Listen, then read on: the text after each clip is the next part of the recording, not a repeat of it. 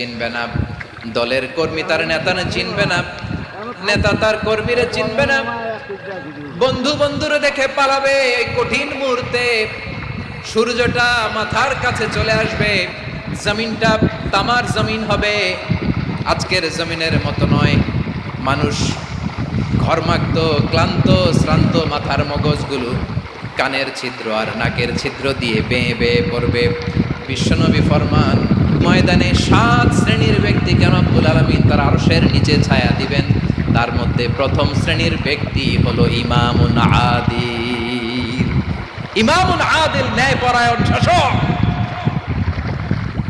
যে ইনসাফের সাথে বিচার করে, যে জাস্টিস সমাজে সার্ভ করে, যে সুশাসন নিশ্চিত করে, ওই ইমামুন আদিল। আদিল শব্দটা বুঝছেন না? ইন্নাল্লাহা ইয়া'মুরু বিল আদল, পাইছেন?